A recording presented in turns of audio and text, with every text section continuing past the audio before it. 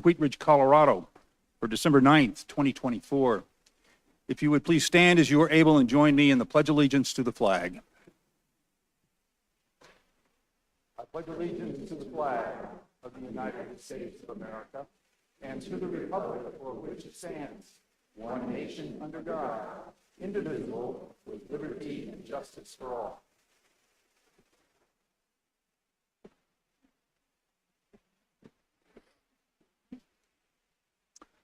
Thank you. If the clerk would please call the roll of the members. Jenny Snell, Present. Scott Ohm, Here. Rachel Hultain, Amanda Weaver, Corey Stites, Here. Janice Hoppy, Present. Dan Larson, Here. Leah Dozeman. Here. You have a quorum. And we have one more counselor coming to join us. Counselors, in your packets tonight, you have study session notes from November 18th, 2024, and City Council meeting minutes of November 25th, 2024. Are there any corrections or changes to be noted in the minutes and notes? Seeing none, we will let these documents stand as prepared, and with our thanks to the clerk. Are there any changes to be noted in the agenda? Seeing none, we will proceed with the agenda as published. We've got a couple of ceremonies, and I will go to the podium first. So,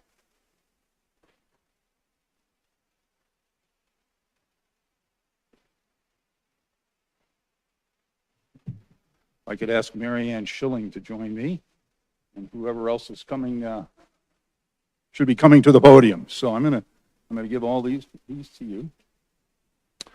We're really excited tonight. We've got two recognitions that we want to do, and these are really important things for our community to gather with new leaders and new folks in our community and welcome them and thank them for their willingness to serve and their willingness to help us create a great city in the city of Wheat Ridge. So this is the Wheat Ridge 101 recognition. The Mayor and City Council would like to formally recognize and appreciate the participants of the 2024 Wheat Ridge 101 program who dedicated their time this fall to learn about the city of Wheat Ridge. The 7-week program was developed in 2020 by the city in partnership with Local Works and is designed to educate our community about how the city of Wheat Ridge operates and to discuss opportunities for community input and engagement. This year's program includes several new components, such as visiting buildings like the Clear Creek Makerspace, Active Adult Center, and Public Works Facility, climbing into the large Public Works equipment, learning about police drone program, and participating in a mock trial with municipal court. We could not have completed the program without the support of our city staff, elected officials, over 40 of whom helped deliver this year's session. Thank you to our dedicated team. I will now work with Mary Ann and Paige to present the 2024 Wheat Ridge 101 graduates. The participants who successfully completed the 2024 Wheat Ridge program are, and if you'd please come forward as I read your name. And then we're gonna take pictures. Should we locate over here? As soon as you come up, get in front of the city councilmen, people up there. They'll stand up so they can not be recognized, but they'll be in the picture too. Adam Casey.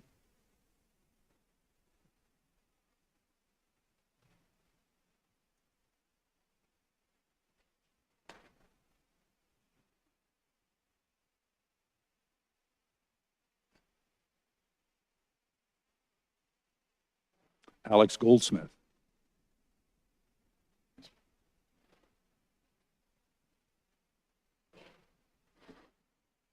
Alicia Stillwell.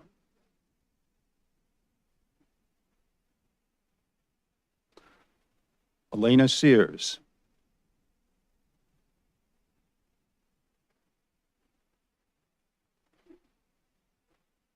Amy Trujillo.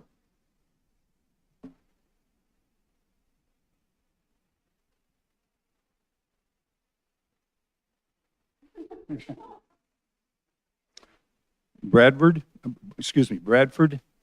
Tatham.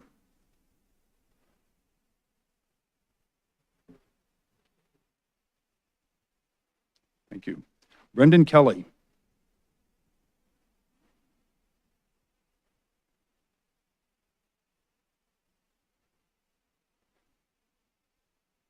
Brianna Zafian. Emily Cohen.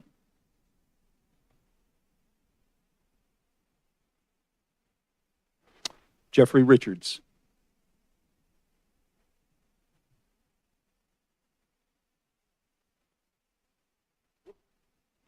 I have it all.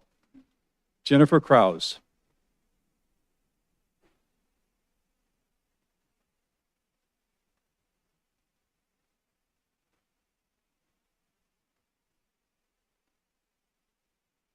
Kathy Weisbrot.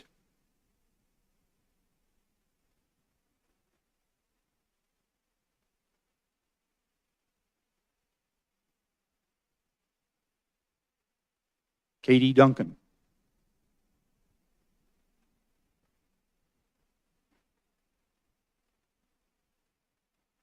Lynn Browning.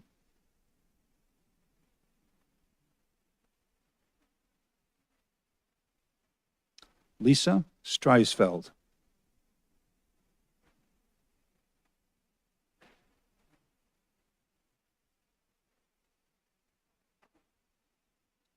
Renee Schreiner.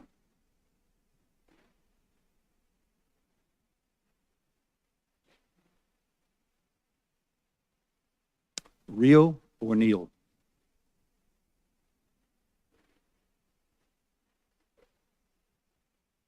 Roger Jones.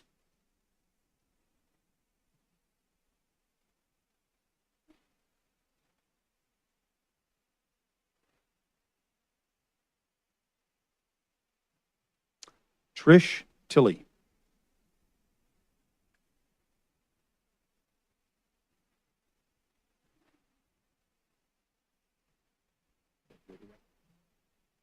Tim O'Neill.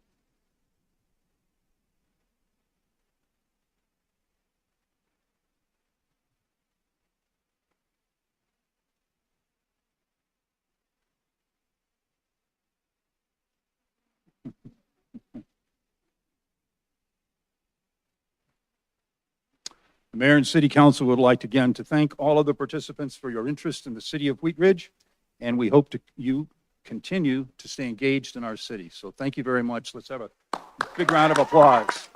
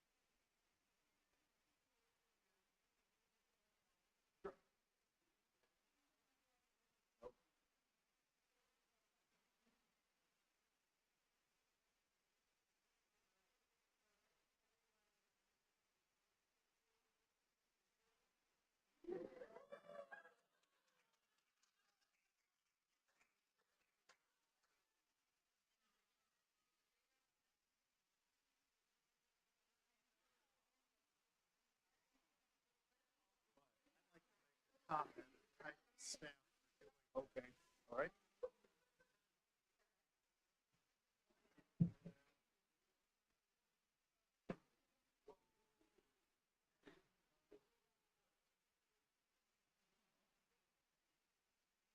Tim O'Neill, I just want to take a second and thank the staff. Marianne Schilling, her associates. Each of these 7 sessions, the staff people did prep time, took an evening to educate the 101 people. And 101 is just one of the multiple venues that Wheat Ridge offers its citizenry for educational and participation purposes. I just want to thank you all. I think it's a great interactive venue for the city. Thank you. Thank you, Tim.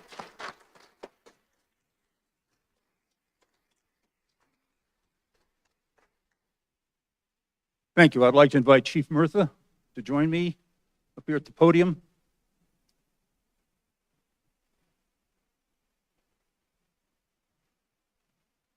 Chief, thanks for being here tonight, and thanks for bringing a new class of police recruits to join the city of Wheat Ridge. We're really honored to have them here, and please take this podium and tell us more about it.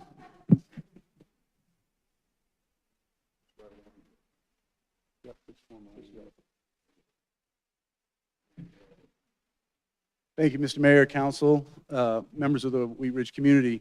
It's always an honor and a privilege. Well, let me back up. Thank you to the folks in the Wheat Ridge 101 program for your engagement in the Wheat Ridge government. Appreciate that. Certainly means a lot to us in the police department to know that you have an understanding of the people that work for you. Regardless of however the votes came out, I do want to say that we still appreciated you. We're not blaming Division Chief Kellogg at all for the lack of first place trophies in our midst. Tonight I get the honor to introduce 6 new people who are starting their career in public service. Actually, some of them started their career prior to this with military service that you'll hear about in a minute. But I want to say that it's always enlightening to me to realize that there are still folks who want to do this job and do it at the highest level. And I'm saying that these folks are better than a lot of the folks that I've met along the way. I'm always honored to hear from our academy folks just how good the Wheat Ridge police officer is. And I think they heard that themselves while they were in the academy. 21 weeks, dedicated their time, days at the academy, evenings studying, weekends studying, practicing, training, clearing all those hurdles. So tonight, we get to call them officer. They will continue in their field training, but they are Wheat Ridge police officers. They wear our patch, and they will walk amongst our community, and they will be great representatives of the Wheat Ridge Police Department. So very, very proud of them. I know I'm not the star of the show, so I want to introduce them and have them tell you briefly about themselves and introduce themselves to the community as well. So we'll start off. So.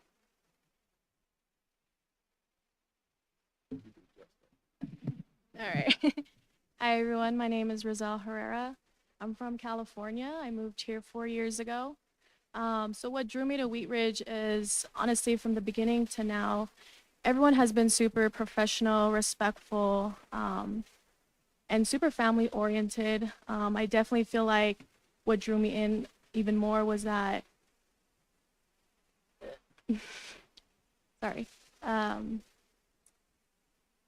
they value us as people, not just police officers.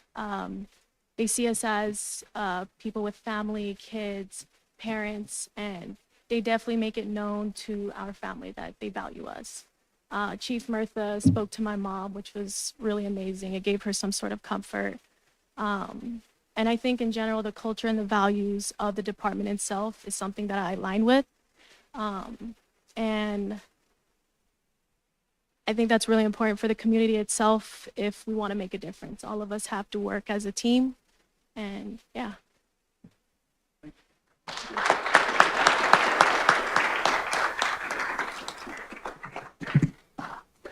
Hello, my name is Chris Bueno. I was born and raised in Thornton, Colorado, so I'm a lifelong person that's lived here. Sorry, a little nervous. The reason I chose Wheat Ridge is I actually have a friend that is a police officer as well here, and he knows I've been looking around for a long time trying to find my place, and he told me Wheat Ridge is very family orientated, and I was born and raised where family comes first, and he told me everybody from the top to the chief down to the bottom knows everybody, first name basis. They don't just walk by you. When I went on my ride along, I started to notice all that stuff and see that everybody was really close. And my wife and I just welcomed our first child a couple months ago, and I actually had a couple people reach out to me and congratulate me. So I'm excited to come join the team, help out the community, and make it a better place. Thank you.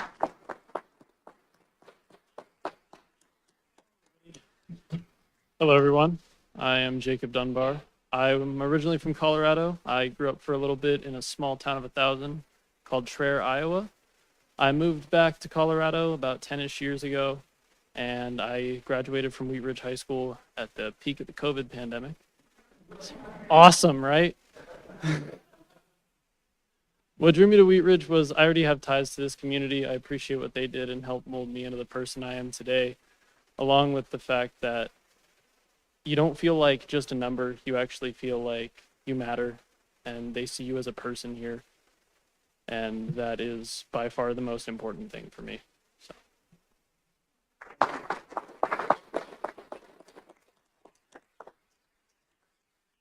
I don't like speaking to crowds. My name is Dylan Jump. I actually grew up here in Wheat Ridge all 28 years of my life. That's one thing that actually like drew me to here. I have previous law enforcement experience with the Denver Sheriff's Department. So for me, like coming here, it means a lot to me just because this is the community that raised me. So being here, it's like awesome because now I get to help like the kids and stuff in our community grow up and in a safe place. So that means a lot to me. I hope later on in my career, maybe I become like an SRO and stuff and kind of be how my SRO was to me and like help me grow along the way.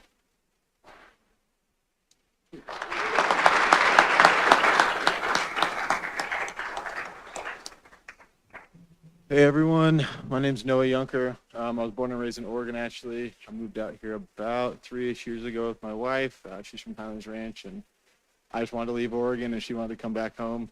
We met out there, so it was an easy move. Prior to this, I majored in finance, realized I hated sitting on a computer all day, every day. It just wasn't a good fit and I realized it too late into the degree, so I got the piece of paper and moved on. I also, I played football while I was in college. That's kind of how I paid my way through. And once I left college football, I was trying to find a career that kind of fit that team-oriented environment. I did sales for a little bit in the heavy equipment world, and it was kind of a every man for themselves type environment. And had a neighbor who had been recruiting me to Wheat Ridge, telling me, hey, you just need to do one ride along. You're going to love it. You're going to love it. And I finally spent a Saturday and did it with him.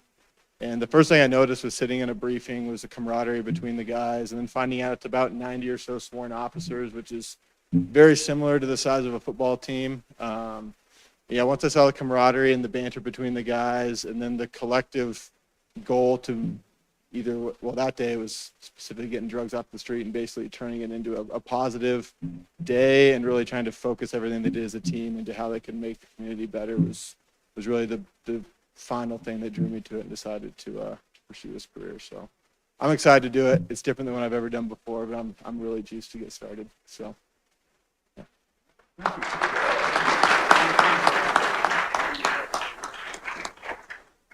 Hello, my name is Kyle Connolly. I'm 27 years old. I grew up in Highlands Ranch. I currently live in Parker with my beautiful wife, who is pregnant with our first child. She's at 31 weeks as of today, so we're pretty excited. Prior Army, after I got out, I was looking for a career with some of the same structure, as well as the camaraderie that I found in the military. I was initially drew to Wheat Ridge from the really just the culture that I saw on my very first ride along. From the moment I walked in, the officer that I rode with, along with everyone else on shift, was really welcoming. They were extremely friendly, but also professional. They acted that way towards me, as well as to the members of the community that I got to see that night. There was behavior that I would like to emulate, and if I had to call the police for whatever reason, people like that are who I would want to show up for me. I was lucky enough to be able to work as a community service officer for a few months before I started the academy. So I got to interact with some of the community. I learned a lot, and I've loved it so far.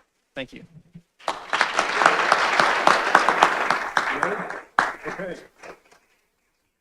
Thank you all and welcome to Wheat Ridge. If you all would line up in front of our city council, we'd love to have a picture. So right up in front of the city council there, and we'll get a photo. Council always likes to have their photo taken.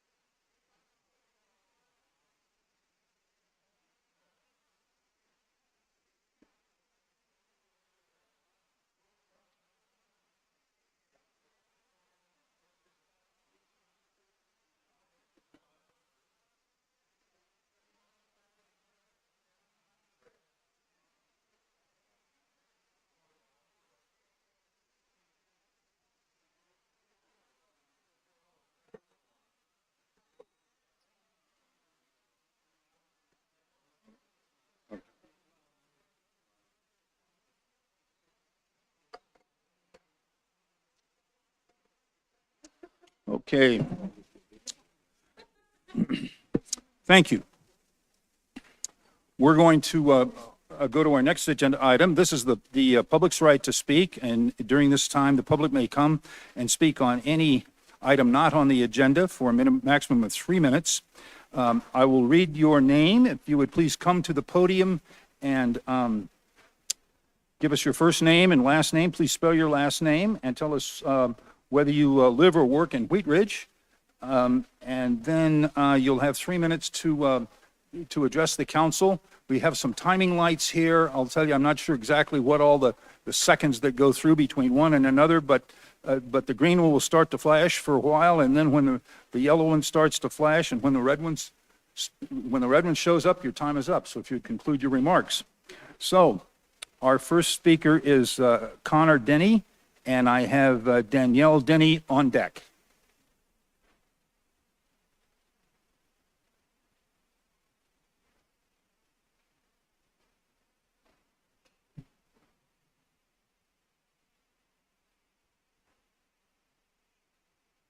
All right, hello. Can everybody hear me all right? Yes. My name is Connor Denny. I was born in Colorado Springs, and I was raised essentially since then in Wheat Ridge. I went to Wheat Ridge High School, where I had the fantastic opportunity to participate in the Wheat Ridge High School STEM program. And I'm here just to comment a little bit about the impact that that's had on me as well as the community. As you may be aware, Mr. Sprague, who's the leader of the program, the teacher of the STEM class at Wheat Ridge High School, is retiring this year. And there's a large amount of capital equipment as well as personnel that may need to be replaced. And there's some thinking to do about what the future looks like. So after I graduated high school, I went and I got my bachelor's degree from the Colorado School of Mines in electrical engineering. And then I went on to get my master's degree from the same institution, and I'm continuing to get my PhD also in electrical engineering. And I say this not just to outline my pedigree, but because it's directly traceable to the skills and technical experience that I gained at Wheat Ridge High School. In the STEM program, students had an opportunity to be truly self-directed learners. There was little framework, which can be somewhat terrifying to students, but for the right students, it can be also extremely beneficial. I had the opportunity when I was in the program to start out in a project that wasn't mission critical for one of the projects that gets done. And then as I moved on, I had the opportunity to work on larger projects, including competition projects that we got to take to other states to compete against colleges and place and beat other colleges out as a high school.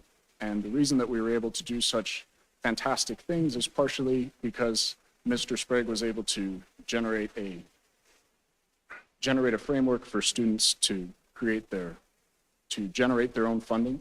So one of the best skills that students learn is that they go out and they go find funding, and they have to ask for it. They have to be able to present professionally in order to ask for it. And later on, as I continued into college, I had the unique opportunity to come back as a mentor. So there are several, Mr. Sprague, part of the way the program runs is he has volunteers from industry and from academia, and they come and they get to volunteer. And so I've been, as for the last couple of years, including this year, I've had the opportunity to be a volunteer mentor to go mentor the kids. And one thing that I noticed in that role that wasn't evident when I was a student is just how much Mr. Sprague leads the kids and just how much you learn from a non-technical point of view.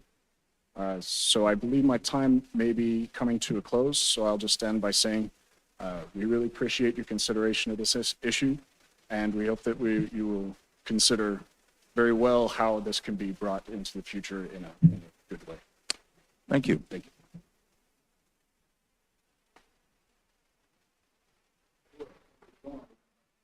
Reorient the podium. We've got a new movable podium here. So our next speaker is Danielle Denny, and we have Jessica Fasse on deck. So I appreciate the opportunity to be here tonight, and one of my biggest claims to fame is that I'm Connor Denny's mom. And what he left out in his description of who he is and what he's done is when he graduated from Colorado School of Mines, it was summa cum laude in 3.5 years. So just talking about the caliber of the people who come out of Wheat Ridge High School. But I'm just going to read this because it's easier. So like many other kids in Jeffco schools, Connor is very smart. But without the Wheat Ridge High School STEM program, much of his genius would have likely remained potential rather than success. Kids need this kind of effective, competent direction, and the Wheat Ridge High School STEM program can set them up to excel. And like Connor and a multitude of others, he was shown excellence. He was already an athlete, so he understood competition in sports, but bringing competition in the world of engineering was different. And he was introduced to an uncommon world of success. That's what Wheat Ridge High School STEM, when well run, can do for our kids. And then on a different note, this is as the mom, a huge benefit that Wheat Ridge High School STEM provided was that my kid was not roaming the streets looking for trouble. No small thing. I mean, we just saw the police officers, whom I appreciate greatly. Connor's terrible about ignoring his phone, and reception in the STEM lab is awful. So, and they all laugh because they get that part. So when it was late and we did not know where he was, we would drive to the school and find him there, safe and sound, totally engaged in a problem or project, totally engrossing to him. So, just to be clear, yes, I stalk my kids. All right, thank you. Thank you. Our next speaker is Jessica Fassé, and Saham Borgfeld is on deck. Hi, I'm Jessica Fazy. I have recently relocated to Denver, but I was a Wheat Ridge resident for 15 years, and my daughter Zara attends Wheat Ridge schools. I'm here tonight to voice my support for Wheat Ridge STEM and engineering program. As you know now, Sprague is retiring at the end of the school year, and I'm taking over as the booster president for fundraising, and that's significant. He raises over $40,000 a year for this program. $10,000, thank you, comes from you guys. I'm here tonight to voice my support for that program and for my desire for the program to continue to be the student-led, hands-on program that it has been built to be. We all know there's going to be change to the program as Sprague leaves. He's built a beautiful program. But we really want to see that program continue to produce excellent college-ready engineering students. Now, the reason why we're here tonight is we met with the principal today, and while it was a productive meeting, there is some concern that the academic excellence being fostered there might be lost to a more top-down technical certificate-focused program versus the student-led hands-on learning program that it has been for the last 10 years. I'm here to ask for the support of the city of Wheat Ridge to continue the program in as much of the same vein as it has been for the last 10 years. Thank you. Thank you. Zahara Bergfeld and Gary Williams on deck. Hi, I'm Zara Bergfeld. I am the team lead and driver of the Hydrogen Urban Concept car this year. We take this car to an intercontinental competition at the Indianapolis Speedway in April. Throughout my time in STEM, I have gotten hands-on experience in engineering that has helped me discover my love for engineering. Before my experience in this class, I didn't know what I wanted to do in college, and this program has helped me find a direction, which I've found is biochemical engineering. Overall, this program has set me up to work in professional environments, since it exposes students to opportunities to work with the community to fund the program. I was a part of the student group that asked you guys for the money that you provided us, and we are very grateful for that money. It has helped a lot, but I've found that these meetings have helped me gain professional experience that have helped me with job interviews and overall my life. Through participation in community and fundraising, I've also learned management skills and leadership. And through trial and error, I've been able to develop creative problem-solving skills. I believe that it's very important to keep the student-led, hands-on learning component of this program, as it lets kids think for themselves and develop creative thinking, problem-solving, without adults solving every problem for us. Thank you for your consideration. Thank you. I have Gary Williams up next and Aaron Braden on deck.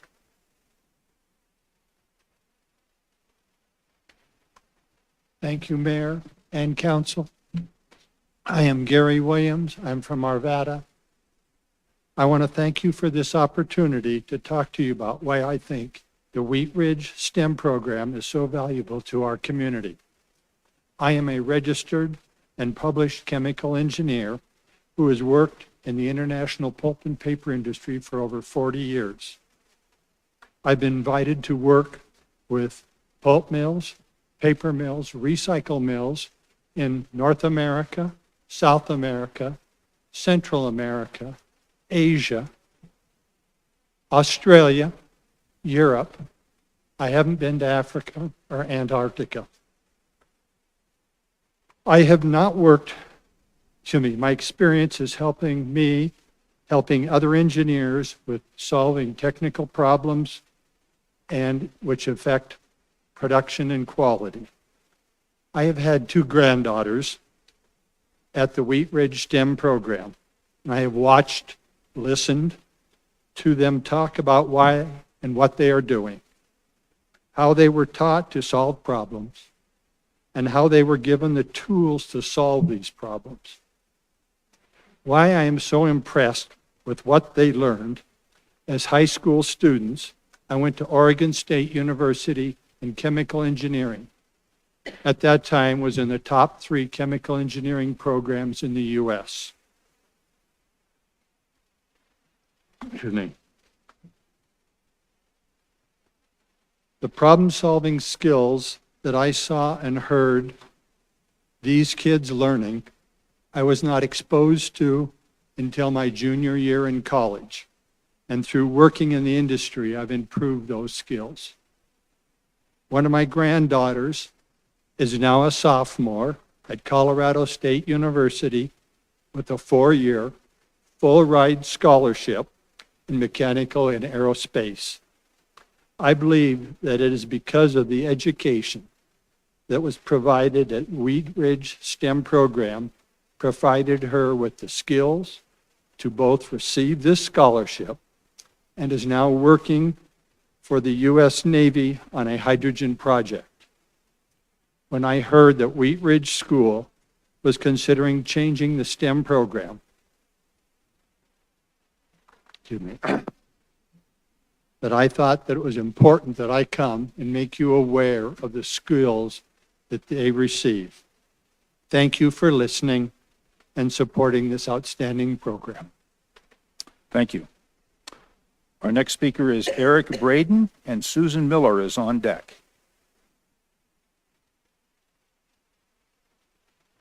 Excuse me, Aaron, I'm sorry. Okay.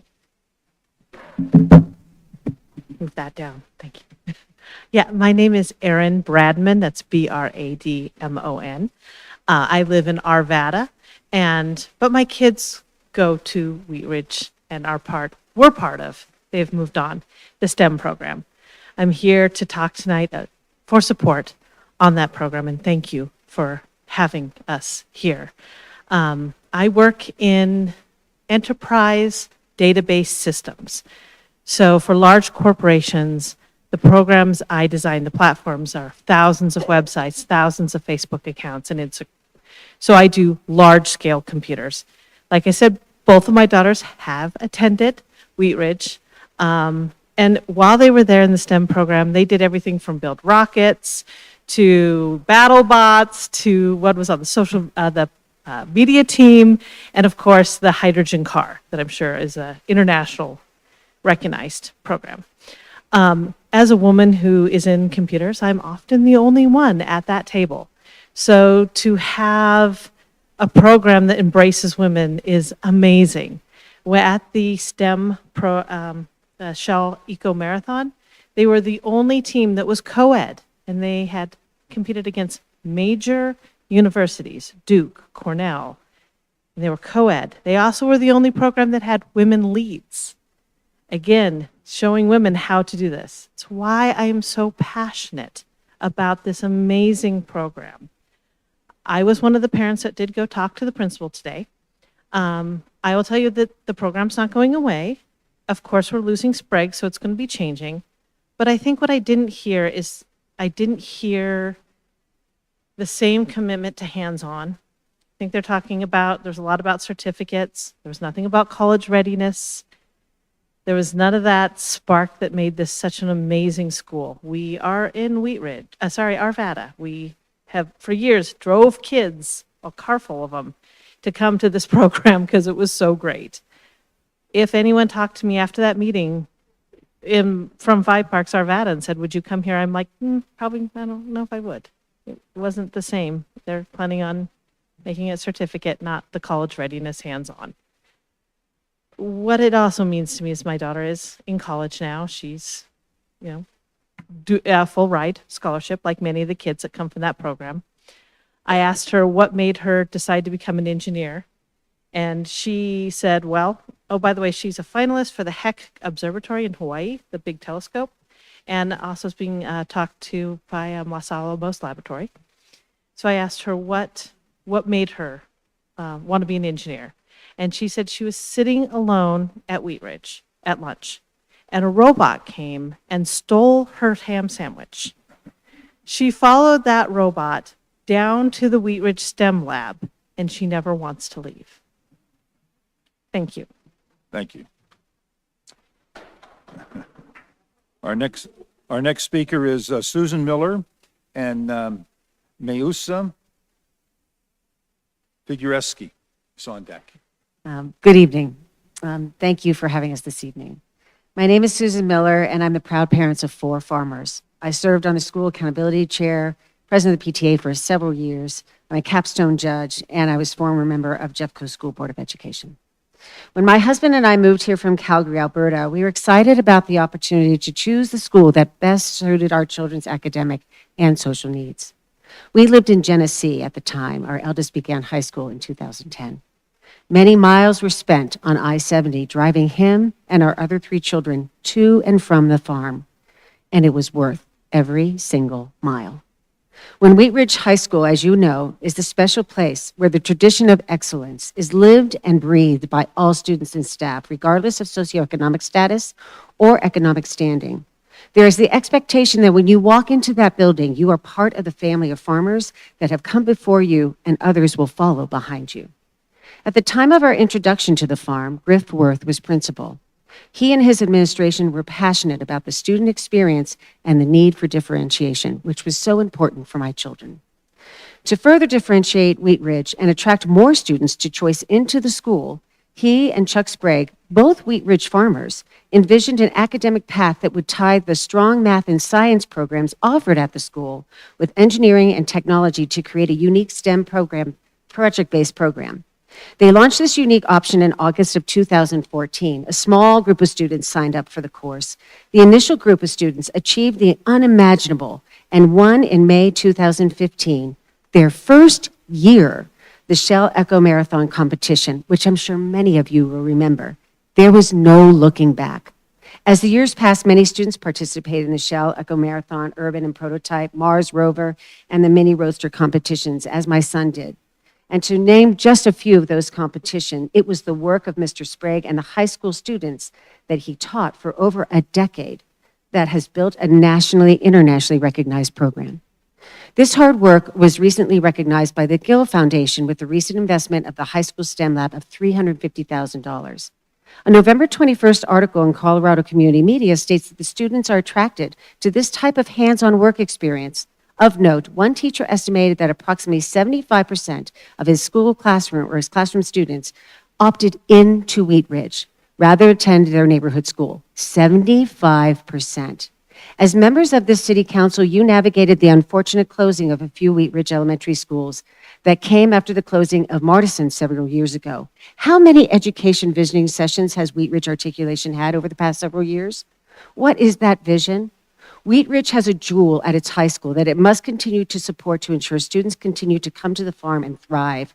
Do we follow district curriculum? Of course, there are standards, but there is wisdom in Benjamin Franklin's words, tell me and I forget, teach me and I may remember, involve me and learn.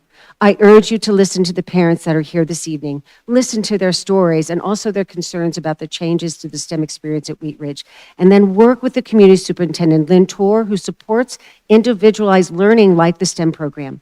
We need to ensure that the work of Mr. Sprague, Mr. Worth, and the families and parents and students that help grow this decade-old program is not lost, but rather is supported fully by you all to ensure Wheat Ridge High School retains its role as a leader in STEM, not only here in Jeffco, nationally and internationally. Thank you. Thank you. Our next speaker is Mayusa Figureski, and I have Griff Worth on deck. Hello, my name is Melissa Figursky. I was a member, I was a resident of Arvada and about a year ago moved to Wheat Ridge. Our son Scott graduated from Wheat Ridge this past May. He planned to attend our neighborhood school, Pomona, but they had no STEM electives. 2 school counselors actually suggested we go to another school to find like-minded STEM students. We choice enrolled Scott into Wheat Ridge for the well-known STEM program and committed to driving Wadsworth from 80th Avenue through construction at least twice a day for 4 years instead of walking to Pomona. In the STEM program, Scott designed 2 cars and co-led a team to build them from scratch to compete in the Shell Eco Marathon. Over 2 years as a chaperone, I witnessed the passion, intensity, and dedication of our students forged in the basement STEM lab. On-the-fly problem solving, focus under intense pressure, accepting constructive criticism, working from sunup past sundown, riding waves of success and defeat, and working as a cohesive team to successfully compete against schools like Cornell and Duke. The Shell competition solidified the Wheat Ridge STEM program as a powerful competitor on a national stage. Our students repeatedly out-engineered the rule book, requiring Shell to write new rules for the next year. Shell has repeatedly sought our team for social media engagement. We were featured on the massive welcome banner last year, and other teams approach our students for technical help. You don't get that level of attention from a national organization without having a reputation for excellence year after year.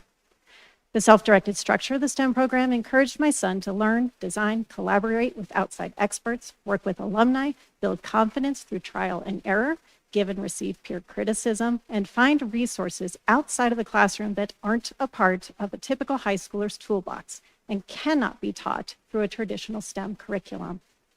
The program at Wheat Ridge gives students the flexibility and freedom to choose what their success looks like and supports them to pursue their goal. Last May, Scott and his teammates were invited to present their car at the UC Denver Senior Design Showcase. I saw college seniors and faculty blown away by this high school team that clearly showed up, all of them. And there's no greater sales pitch for Wheat Ridge High School than having STEM ambassadors show off a cool car to a group of young elementary schoolers who are all eager and excited to attend Wheat Ridge so that they can build a car someday too. When I reread these comments, I was shocked to see that I didn't mention a single technical skill that my son gained through Wheat Ridge STEM. Now, you don't design and build a car without learning a whole lot of technical skills. But technical skills can be measured and recorded. The soft skills that my son learned through Wheat Ridge STEM, communication, leadership, adaptability, critical thinking, etc., could not be learned in a standard curriculum-based STEM program. We no longer have to choice enroll our kids into Wheat Ridge High. We moved to the city a year ago and have 2 more kids attending Wheat Ridge. We came for the STEM program and we moved for the community. The current Wheat Ridge STEM program provides students hands-on project-based learning unlike any other program in the Jeffco School District. It's a special and unique program, and I'm hopeful that it continues to be so for many years. Thank you. Our next speaker is Griff Worth, and we have joining us on deck via Zoom, Amy Primrose. Hello, Mr. Mayor and City Council. Thank you all for allowing me and really all of us to inform you on what we consider to be a very important issue. I'm going to go off my talking points just a little bit. If those of you that don't know, I was the principal at Wheat Ridge from 2007 to 2017 when the program began and really began a history of excellence. One of the things that I'm going to be, you've heard a lot of what the program has done. Right now, you're sitting in your chair thinking, amazing stuff, amazing young people. They've had some great accomplishments. But I'm not a decision maker. I'm not somebody that is involved in what the school does. I understand that. I would also say one of my greatest frustrations from 2007 to 17 was that I didn't see the city council actively working to influence the school district on important issues to their city. And I remember being at meetings where I was told that vibrant communities make vibrant schools. And I believe that vibrant schools make vibrant communities. It's a two-way road. So what could your role be in this? Who is it that you can use your influence to help save a program that is critical to the learning of students? That's the question that you should be asking. And strategically, how do we come together as a committee, as a group of civic-minded leaders in a wonderful town? How do we come together to support this, maintain it, and continue to produce outstanding young people like you've heard speak here tonight? You do have influence. I think we have not chosen to recognize that and to use that influence often enough in Wheat Ridge, beginning in 2011 when Martinson shut down, to losing Wheat Ridge Middle School, to the more recent schools that we've lost. So I think that's the question that you need to ask yourself. I'm way off my talking points because you're hearing it from someone else. But I do want you to think more about you have a critical role. You have an important role, and you do have influence with the school district. Whether we choose to exert that influence or not is the question we need to struggle with. I would urge you to meet with the parents, whether they need you to help influence principal, superintendent, or school board. What support can we give you? How can we influence the people that you need so we can maintain a vibrant school, which is feeding our vibrant community of Wheat Ridge? Thanks again for letting us come up here. Thank you. Our next speaker is joining us online, Amy Primrose. If you can hear us, would you please unmute yourself and introduce yourself, and you'll have 3 minutes to address the council. And Mayor, she has not signed on. Haven't signed on, okay. That's all the speakers I have signed up to speak. I want to thank all of our speakers for coming tonight. We appreciate your comments and the work that you do in our community. Thank you all. Okay, with that, we will go to our first agenda item. This is our consent agenda item. Councilor Hulteen, would you please introduce our consent agenda? Yes, thank you, Mayor. And before I do that, I don't know the technical protocol, but I would like to suggest that we address item 1E separately. So pull that from consent agenda. It's the calendar. Okay, Councilor Hulteen would like to pull agenda item 1E from the calendar or from the meeting. Any objections? No, not from the Not from the consent from agenda. the consent agenda and discuss it And to discuss it separately. separately. Any objections to that? Okay, Okay. we will do that. With that, I will get started on this consent agenda. I'd like to introduce item number 1A, a motion to amend a contract with HDR Inc. for land acquisition services for the Ward Station Multimodal Improvement Project in the amount of $76,474.12 for a total contract amount of $370,143.27. I'd like to introduce item number 1B, a motion to amend contract with HDR Inc. for design support services for the Improved Wadsworth project in the amount of $44,751 for total contract amount of $403,992.79. I'd like to introduce item number 1C, motion to award a contract and subsequent payments to Short Elliott Hendrickson, Inc., in an amount not to exceed $385,841 for professional design services for the Ward Station multimodal project. I'd like to introduce item number 1D, a motion to award a contract and subsequent payments to AECom Technical Services, Inc., in an amount not to exceed $1,272,034 for the construction management services for the Improve Wadsworth project. I'd like to introduce item number 1F, motion to approve the contract with Paycom for the HRIS system in the amount of $146,843. Thank you. This is our consent agenda. May I have a motion on agenda items number 1A, 1B, 1C, 1D, and 1F? Yes, I move to approve items number 1A, 1B, 1C, 1D, and 1F. Second. We have a motion and a second. Would the clerk please poll the council?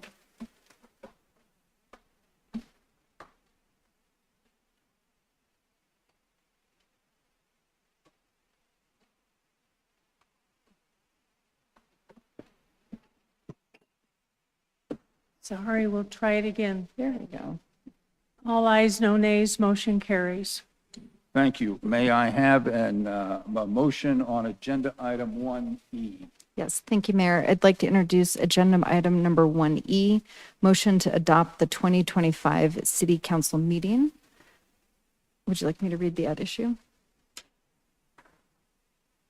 You can read that if you'd like. Yes, I'd like to.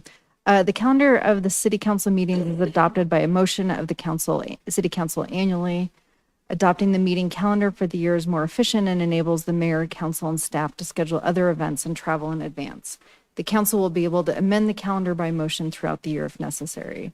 The following City Council meetings that conflict with observed city holidays or other known events during the year are recommended for cancellation.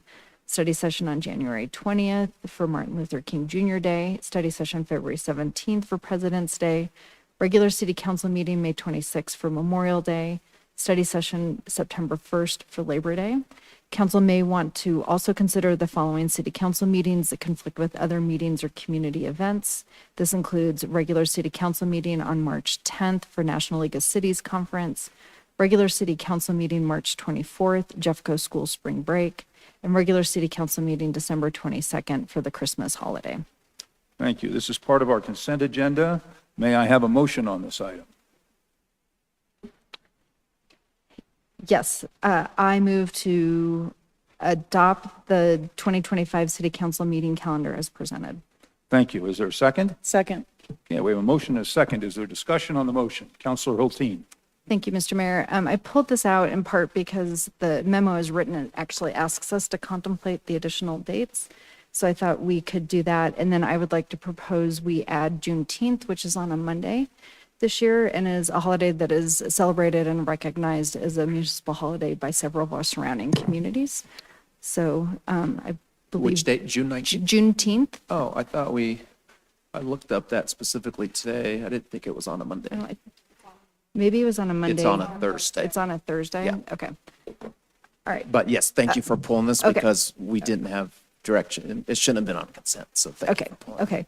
Yeah, so anyway, I would like to propose that we also acknowledge the other 3 dates as dates we're taking off from the calendar. Councilor Hoppe.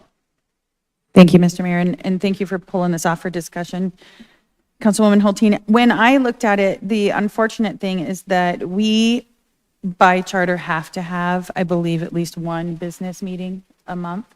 And so 2 of those proposed, March 10th and March 24th, are the only 2 business meetings in March. My suggestion is that as we get closer to that March, because it really depends on how many people may be out of town for the National League of Cities or how many people may be out of town for spring break, on whether we need to cancel one of those 2. My suggestion is that in February, by the beginning of February, that we take a straw poll, see how many people may potentially be missing those meetings. And if we need to cancel a meeting because we don't think that we'll have a quorum, then we'll have an opportunity to do that prior to that. But as I understand it, we have to have at least one business meeting a month. And those are the only two for that month. As far as the Christmas holiday goes, I'm in full support of canceling the 22nd of December meeting. Further discussion on the motion? Seeing none, will the clerk please poll the council? Wait, can What we was- just clarify what we're? We need a I don't think substitute. we have a- We need a substitute motion. Yeah. Yep. So I move that we observe the following city holidays for the following holidays as meetings that we are not going to have. Sorry, it's a double negative. No double negatives. I propose that the following dates are removed from the city council calendar. January 20th, February 17th, May 26th, September 1st, and December 22nd, and that we will evaluate the availability of council for the March meetings in February and make a decision then. Second.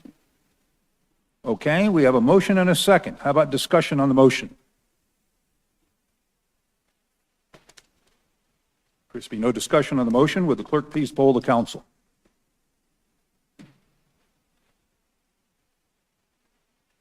All ayes, no nays, motion carries. Okay, thank you. We will now go to agenda item number 2. Councilor Dozman, would you please introduce this item? Yes, thank you, Mr. Mayor. Council Bill number 23, 2024, an ordinance amending Chapter 21 of the Wheat Ridge Code of Laws concerning work in the public right-of-way and licensing of municipal contractors. At issue, Chapter 21 of the city's municipal code provides for construction and other work activities within or upon the public right-of-way while protecting the integrity of the roadway network and city-owned infrastructure. This ordinance adds or modifies language to the municipal code to address various construction-related provisions and streamlines the licensing provisions. Thank you. This is an ordinance on second reading. It is a public hearing. It is not quasi-judicial. I'm going to open the public hearing. And Mr. Goff, do we have a staff presentation on this item? We do. Our Public Works Director, Maria DeAndrea, will add a little bit to this. Director DeAndrea. Thank you, Mayor and City Council. Yes, so we are amending the code to address the licensing issue. But also, we took this opportunity to go ahead and look at the entire chapter to see how we could better kind of beef up and clean up some of the language in there, specifically to address issues where contractors are coming in and how they're repairing our streets if they do an excavation within the public right-of-way. So the purpose of this item is covers all of that as well. So happy to answer any questions with that. Thank you. Thank you.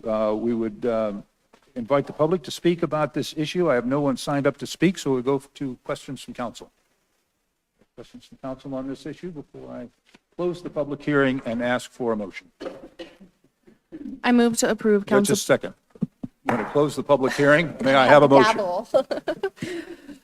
I move to approve Council Bill number 23, 2024, an ordinance amending Chapter 21 of the Wheat Ridge Code of Laws concerning work in the public right-of-way and the registration and licensing of building contractors on second reading, order it published, and that it takes effect on January 1st, 2025. Second. We have a motion and a second by Councilor Stites, Mayor Pro Tem Stites, pardon me. Is there any discussion on the motion? Hearing none, will the clerk please poll the council? All ayes, no nays, motion carries. Thank you. We will go to agenda item number 3. Councilor Hoppe, would you please introduce this item? Thank you, Mr. Mayor. Council Bill number 24-2024, an ordinance amending Chapter 5 of the Wheat Ridge Code of Laws concerning the registration and licensing of building contractors. At issue, the city's Community Development Department manages the licensing of building contractors. Currently, there are 14 licensed categories and over 3,400 active licenses. This ordinance simplifies the licensing framework. Thank you. This is an ordinance on second reading. It is a public hearing, and it is not quasi-judicial. I'm going to open the public hearing. And Mr. Goff, do we have a staff presentation on this? We do. Our Community Development Director, Lauren Mikulak, will take this one. Okay, Director Mikulak. Thank you. Just very briefly, this topic was discussed in a study session in October, and the changes that we're making, both in the number of classes and our fees, aligns us more closely with our peer communities. The fees were included in the 2025 budget and would, if the ordinance is enacted tonight, would go into effect at the start of the year when we roll out our new permitting and licensing software. And I'm here, happy to answer any questions. Thank you. We would invite the public to speak on this at this time. There are no speakers signed up to speak, so I will ask for any questions of council. Staff on this issue before I close the public hearing. Seeing none, I'm going to close the public hearing, and Ms. Hoppy, may I have a motion on this item?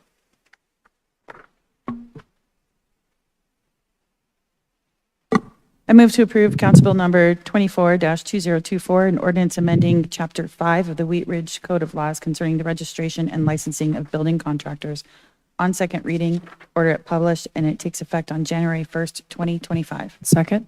We have a motion and a second by Councilor Weaver. Is there discussion on the motion? Seeing none, will the clerk please poll the council?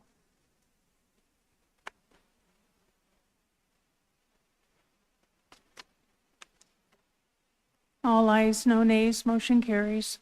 Thank you very much. With that, we will go to agenda item number 4. Councilor Weaver, would you please introduce this item? Thank you, Mayor. This is Council Bill number 25-2024, an ordinance approving the sale of city-owned real property at the intersection of West 38th Avenue and Johnson Street, and in connection therewith, excuse me, authorizing execution of a purchase and sale agreement. Would you like me to read the issue? I think we're going to have a presentation on this, so we'll Okay. skip the public issue. This is an ordinance on second reading. It is a public hearing. It is not quasi-judicial. I'm going to open the public hearing. And I see the screen coming down, or I hear the screen coming down. Scott, you have a presentation on this item. We do. This item was brought to City Council on October 14th, and there was consensus to bring back an ordinance to purchase that would approve a purchase and sale agreement.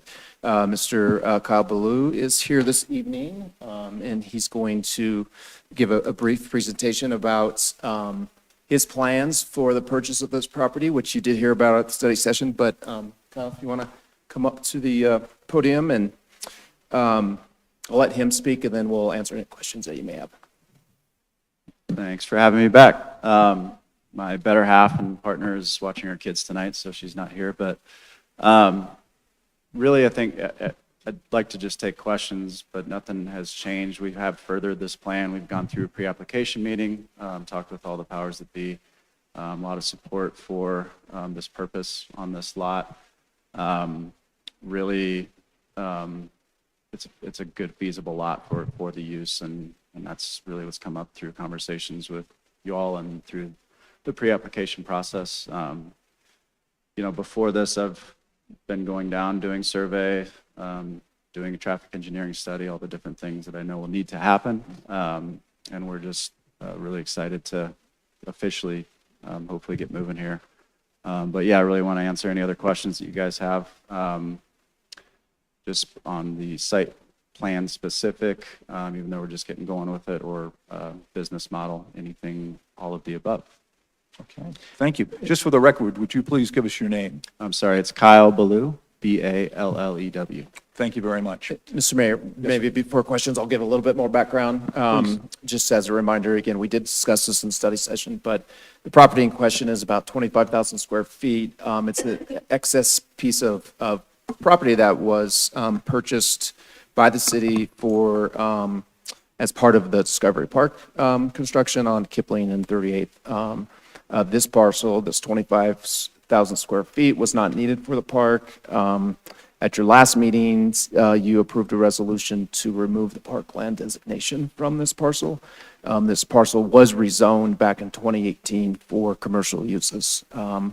So Mr. Ballou is here again this evening to ask for your approval to approve the purchase and sale agreement. We've had a recent appraisal done, and the property was appraised at $425,000.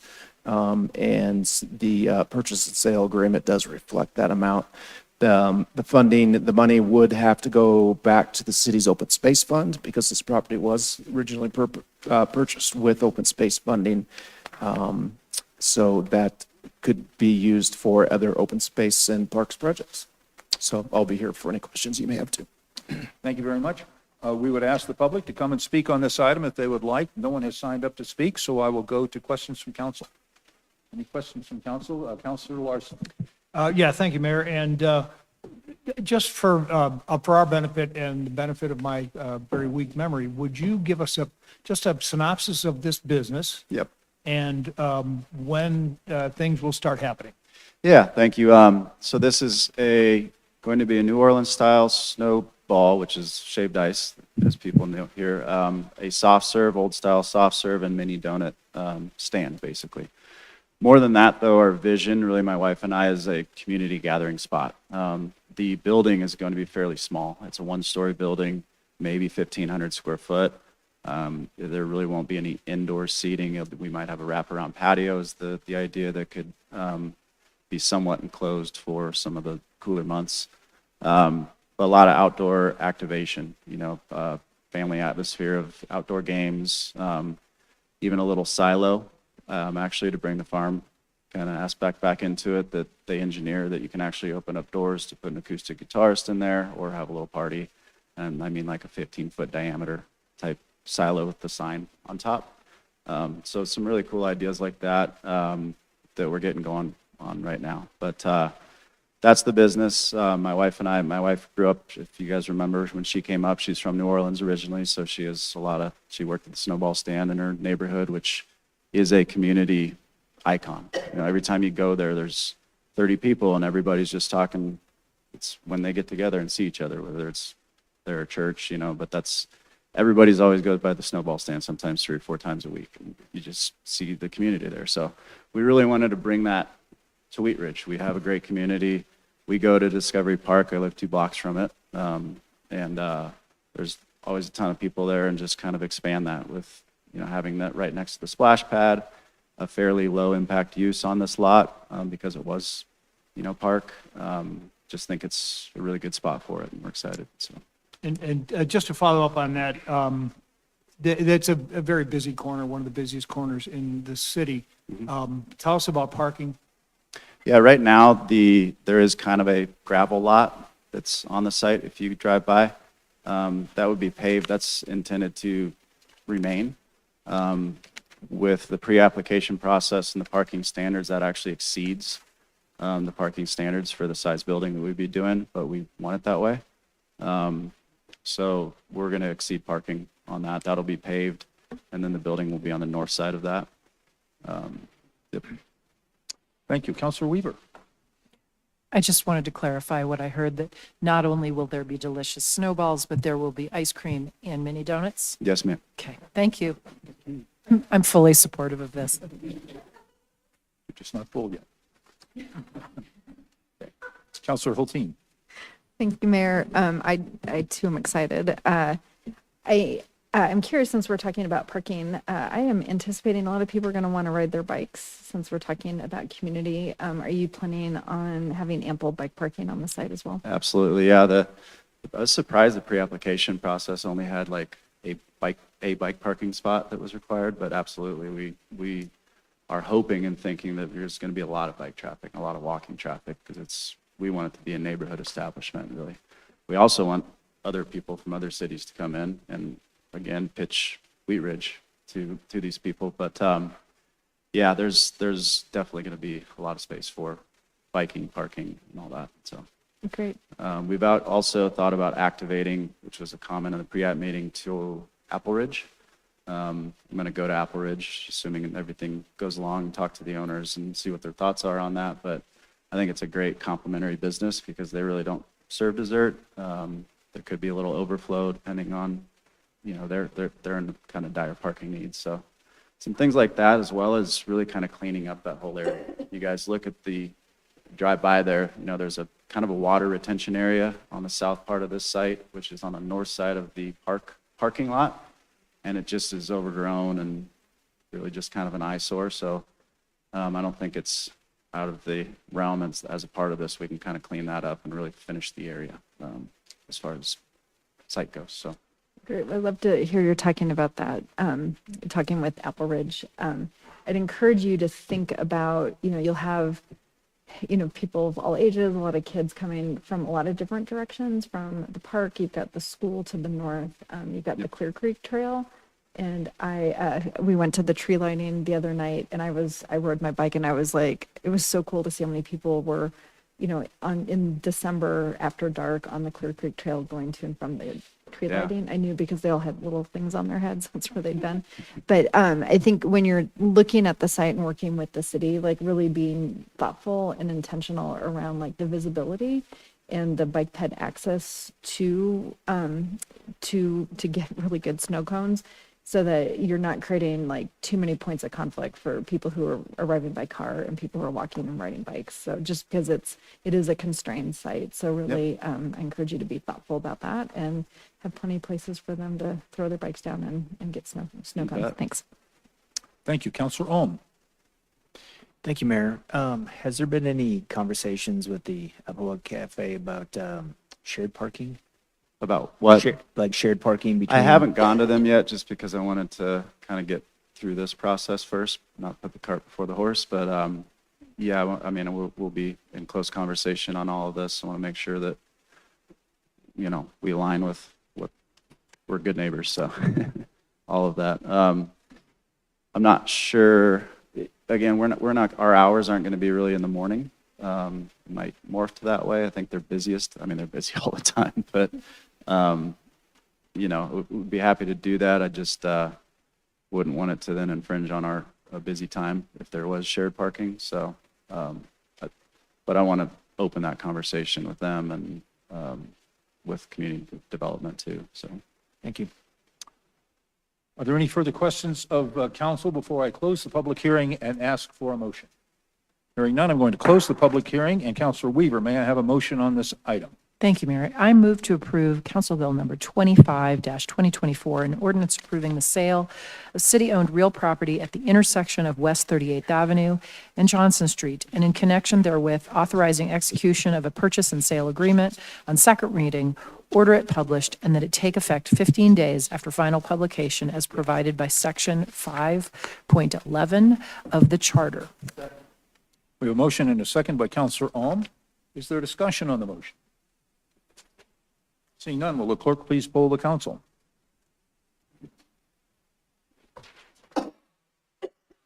All ayes, no nays, motion carries. thank you guys very much. Thank you very much. Congratulations.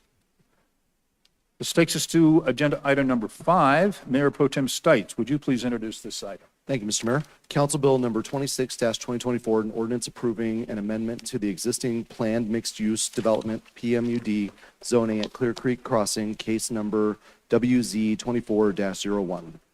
At issue, the applicant is requesting to modify the underlying zoning for certain areas of Clear Creek Crossing to refine allowed uses, setbacks, street, plaza, and multimodal requirements. The intent of these changes is to relocate the main restaurant and entertainment district to the western edge of the site and to create a premier pedestrian corridor to connect users from West 44th Avenue, or West 40th Avenue. Thank you. This is an ordinance on first reading to set the date, time, and location for a public hearing. May I have a motion on this item? Yes, Mr. Mayor.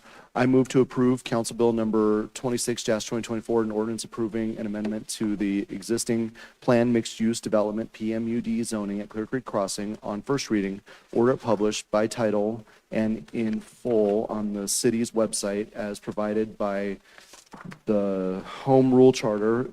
Public hearing set for Monday, January 13th, 2025 at 6:30 p.m. as a virtual meeting and in city council chambers, and it takes effect 15 days after final publication. Second. We have a motion and a second by Counselor Hoppy.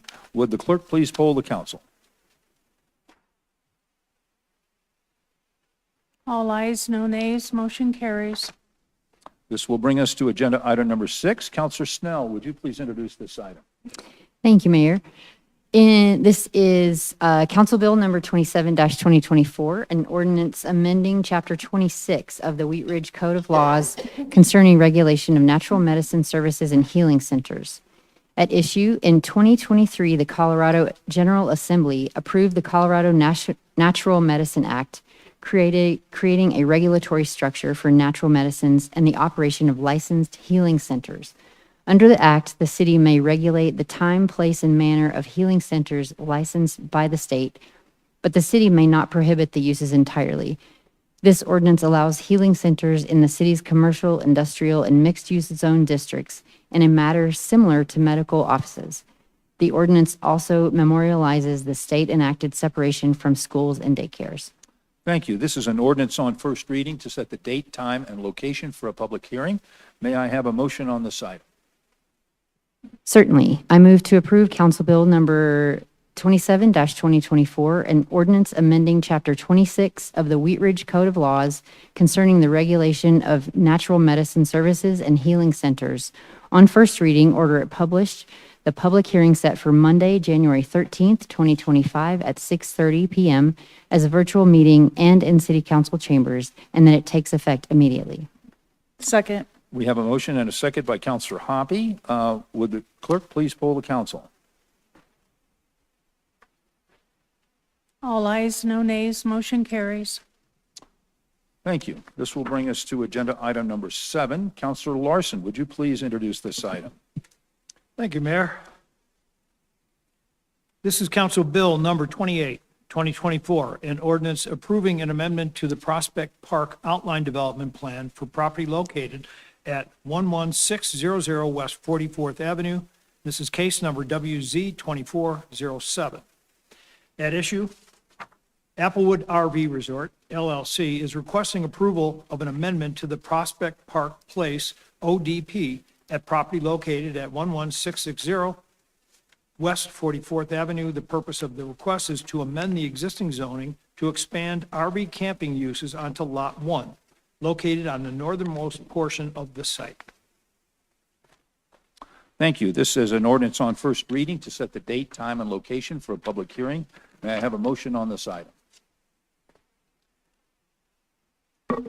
Mayor, I move to approve Council Bill number 28, 2024, an ordinance for an amendment to the Prospect Park Place Outline Development Plan at property located at 11600 West 44th Avenue on first reading, ordered published by title and in full on the city's website as provided by the Home Rule Charter.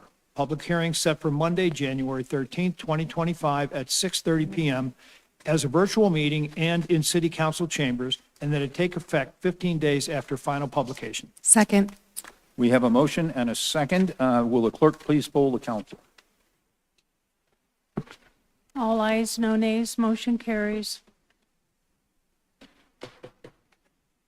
Mr. Goff, are we able to clear the screen? Yes, I can. Who was the second on that? Councilman Dozeman? Yeah. Councilman Dozeman, thank you.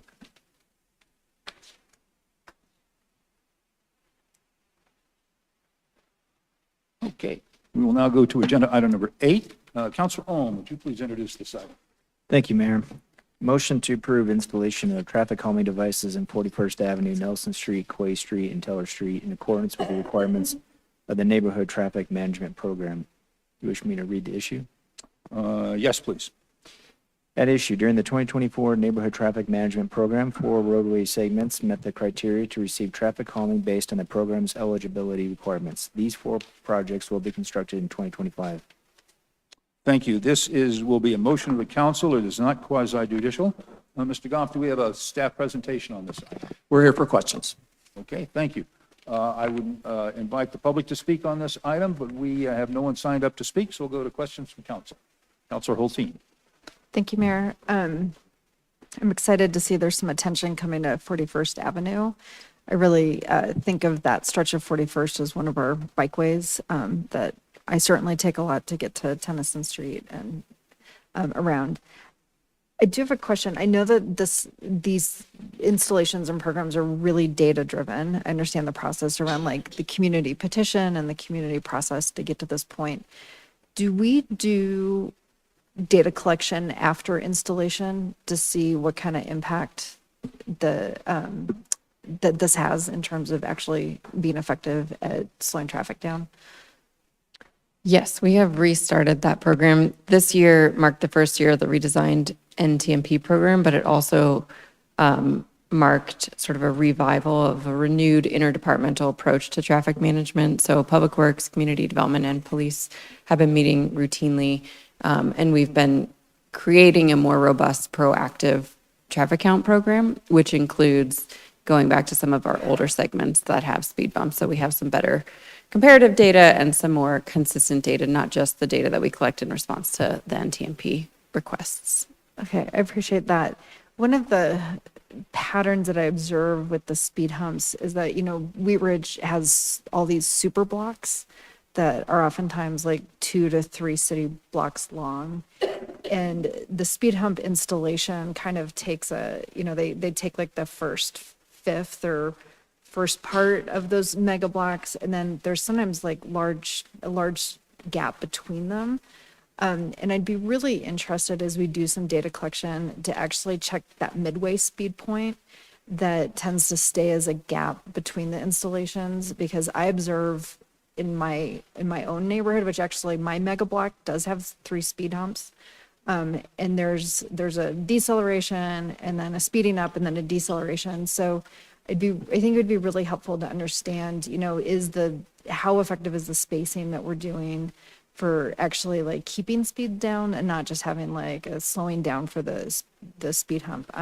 Anyway, I think, neighborhood safety, and we're addressing it in many different ways. And I appreciate the updates to the system, but I'd be interested in learning more about that data so that as we have our future requests, we better understand that geometry and how that translates to actual driver behavior in the neighborhoods.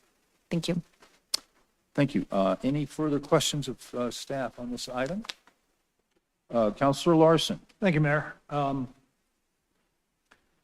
First off, can we define a speed hump versus a speed bump versus a speed hump?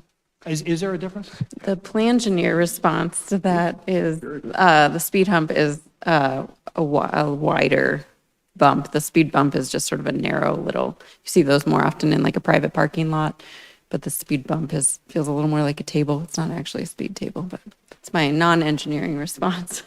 I think she did great. That's exactly right. So I think a hump is intended to slow traffic, as opposed to a hump would really almost come to a stop nearly. So, and that's a balance of continuing to have vehicle traffic move along the street, but also for emergency vehicles, that it's not too dramatic of a grade differential as they go over them. And I realize this is on private property, but in the parking lot out at Applewood, there is a speed depression. I'm not sure what else to call it, but I mean, that really slows you down. Right? Yes, some of our concrete channels, drainage channels do that as well, where it's kind of a dip in the road as opposed to a raise. But yeah. If somebody maybe doesn't see a speed hump and approaches it maybe going too quickly and the car is damaged, is there any liability back on the city? No, the statute, for liability on rights of way is a dangerous condition which materially impedes the flow of pedestrian or vehicular traffic. So if you're going too fast with this posted speed and you've injured your car as a result of that, it's no different than any other damages to a vehicle as a result of violating law for which the city is not responsible. So the assumption is if you damage your car going over a speed hump, you're going too fast. Yep, because they're designed to, ideally, to slow traffic. And so you're going too fast for conditions, that being one of the conditions, similar to if the speed limit today is 40 miles an hour on a given street, and you try to drive out there today, and you're driving 35, that still might be too fast for the conditions, and the speed hump is a condition of the roadway. Okay. And then one other question. Help me understand, when I looked over the traffic management page on the city's website, there is descriptions of some of the things that the neighbors would need to do to get sort of on the list and the timing and whatnot. But what I didn't see was a sort of a definition of streets that are eligible for traffic management, the differences between arterials versus residential and that sort of thing. And then I noticed that at least one or maybe two of the streets are streets that do not have curbs and gutters, and whether that makes a difference. Two questions, I guess. Thanks. Sure. So the presence of curb and gutter does not make a difference. The program's really designed more for local streets, though we've entertained some conversations on other corridors or sort of directed people in other directions. But typically, you wouldn't be able to put speed humps on non-local streets. There's sometimes other paint or signage that we can do. So it's always worth a conversation, but you're right, it's predominantly for a local neighborhood street.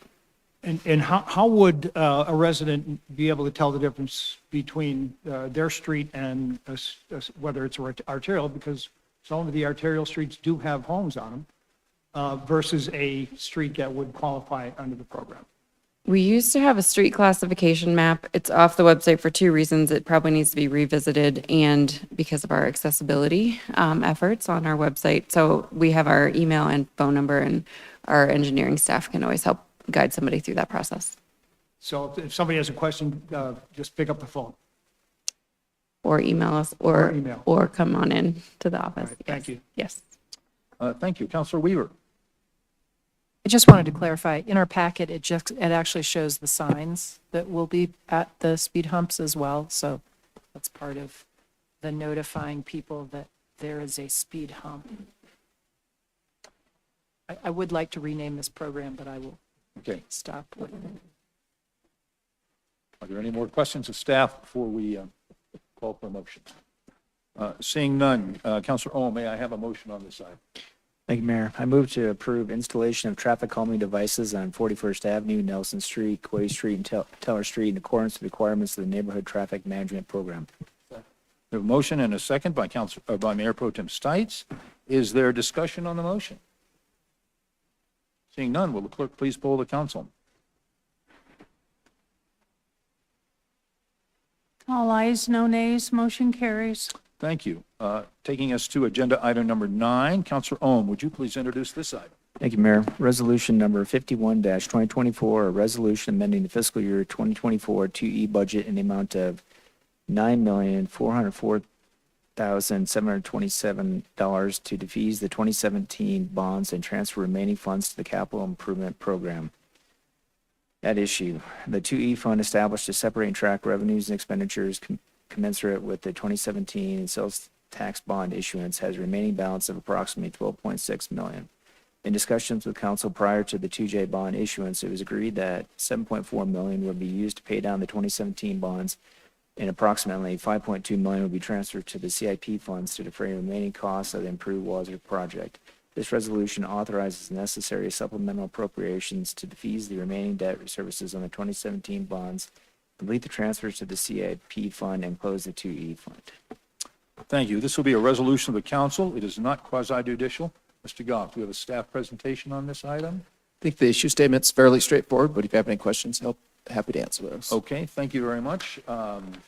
We would ask the public to speak on this item at this time, but I have no one signed up to speak, so I'll go to questions from council. Seeing none. Counselor Ohm, may I have a motion on this item?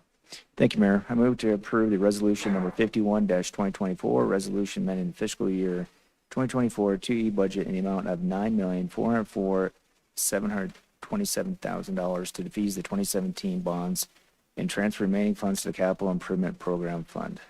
We have a motion and a second by Mayor Pro Tem Stites. Is there a discussion on the motion? Seeing none, will the clerk please poll the council? All ayes, no nays, motion carries.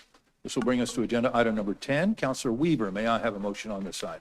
Thank you, I mean, Mayor. not a motion. I think you should introduce this item. Well, okay. Thank you, Mayor. I will do that. This is a motion to accept the transfer. Introduce. Yeah, okay. I know the title says a motion to. Okay, all right. I just wanted to clarify. This is a motion to accept the transfer of property from the Mile High Flood District for a parcel of property along Clear Creek on the west side of Kipling Street. At issue, the Mile High Flood District and city staff have recently been working with the property owner of 4131 Kipling Street to acquire a portion of the parcel, which is located within the Clear Creek floodway. The floodway is a critical area within the floodplain which cannot be developed and is essential to carry flood flows. Acquiring this property allows the city to manage flood risk, protect the floodway's functionality, and provide trailhead improvements. Thank you. This is intended to be a motion of the council. It is not quasi-judicial. Mr. Goff, do we have a staff presentation? We do. We have not brought this to study session, but so we have Benny Pies, our Parks Manager here this evening to give you a brief presentation about what this is about. Thank you, Mayor and Council. The address is 4131 Kipling Street. The timeline. So the realtor representing the property owners reached out to the city to gauge interest in the property in February of this year. Also in February, the Parks and Rec and Community Development Departments coordinated on interest and feasibility. Then in March, Mile High Flood District expressed interest in funding the project through their floodplain acquisition program. In June, the land survey was completed by HCL Engineering and Surveying LLC.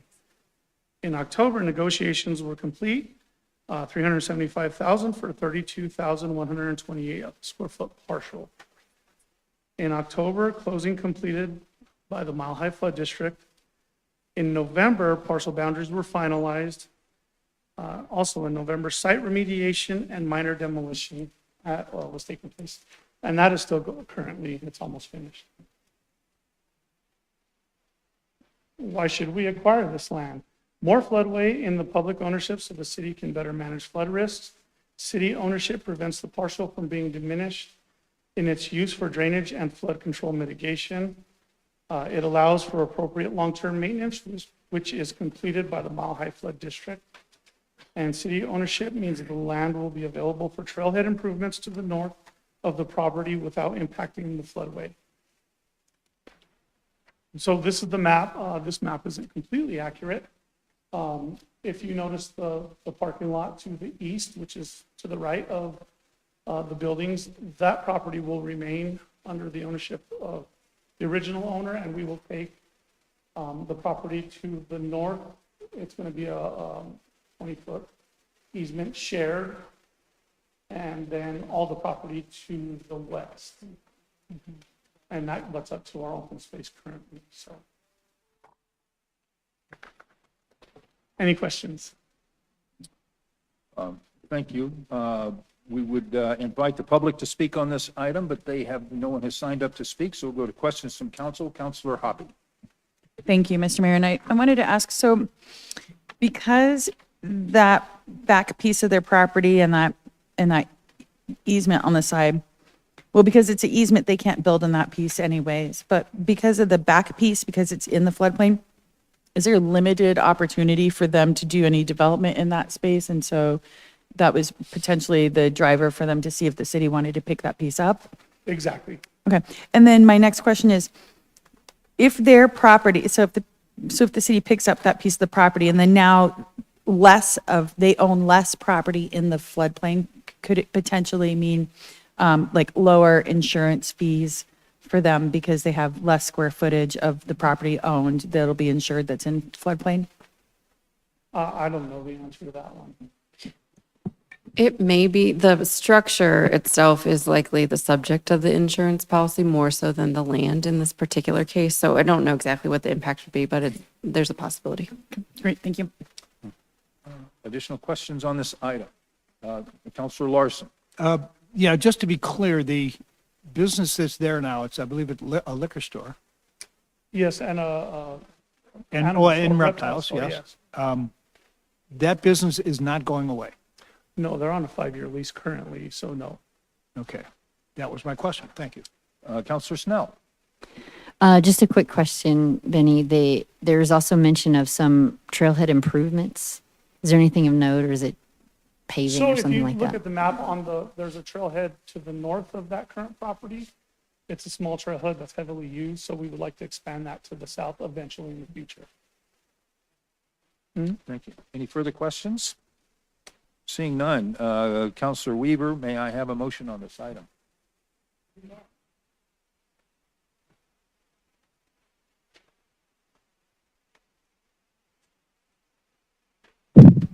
I move to accept the transfer of property from the Mile High Flood District for a parcel of property along Clear Creek on the west side of Kipling Street.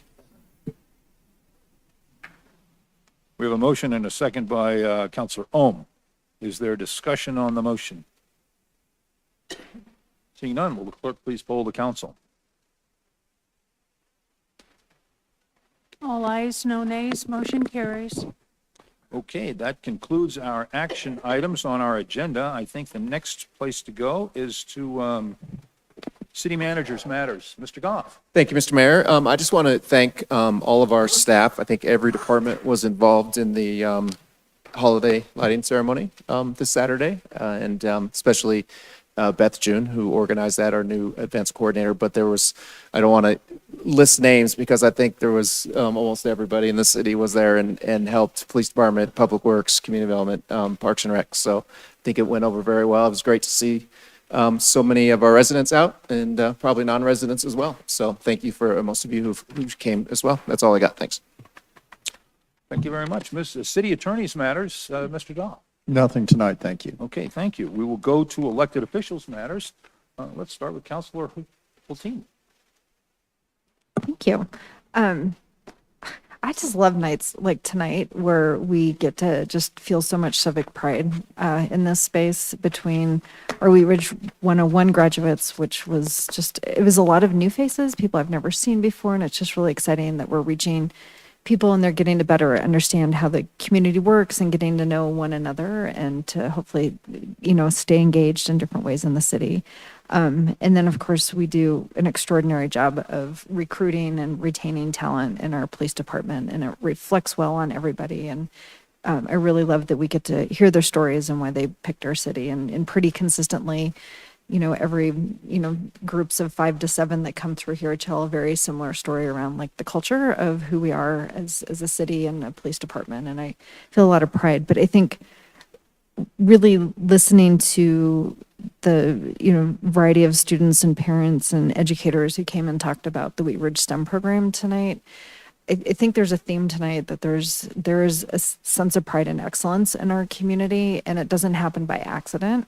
It happens through advocacy, commitment, and I think good representation. And so I'm going home feeling particularly inspired to really continue to be at the forefront of making sure that the things that make us feel proud about the city are the things we're prioritizing. And I really appreciated Griff, calling on us as advocates for our city. And even though we are not part of the school district is part of us. And one of the first things I learned about when I moved here, that when I really started to understand, I moved here because my son was going to school in the city of Wheat Ridge. That's why I moved here too. And I think it's really important that the STEM program really remains a program of excellence. I felt so much awe and pride listening to the stories of the students, and not just their technical accomplishments, but really how they're contributing back to the community. And we heard from police officers who were, I was a farmer and I wanted to come back and be part of this community. And, as long as I've been civically engaged, whether it's on the dais or as a citizen, regular citizen, I'm still a citizen. I just, it's just that story of really feeling connected and proud of what makes Wheat Ridge really special. And the STEM program is one of those things. I think we really got a showcase tonight of it. And I think it's such a great way to, this is our last regular business meeting of the year. And it's ending on a really high note for me personally. I hope others share that feeling, but it's also a real call to action that going into next year, we need to really stay at the forefront of advocating for the things that make Wheat Ridge, and the Wheat Ridge STEM program is one of those things. So I just want to thank everyone who came tonight and shared their stories and are sharing their accomplishments and their service to the city. And I'm deeply grateful for that. And with that, thank you so much. That's all I got. Thank you. Councilor Snell. Thank you, Mayor. I just have a couple of exciting things, exciting and some gratitude. One thing that it's very exciting and I want to share with everyone is starting tomorrow, the Wheat Ridge Coalition for Education has arranged for, they hold a miracle shop every year for families within Jeffco School, within Wheat Ridge schools, to come and shop and get gifts for their family members, families in need. And for the first time in what seems like a long time, they are able to actually hold that miracle shop in one place as opposed to having it for each individual school. The Miracle Shop is going to be held at the Wheat Ridge Center for Music and Arts, which is also the Wheat Ridge United Methodist Church, at 7530 West 38th Avenue.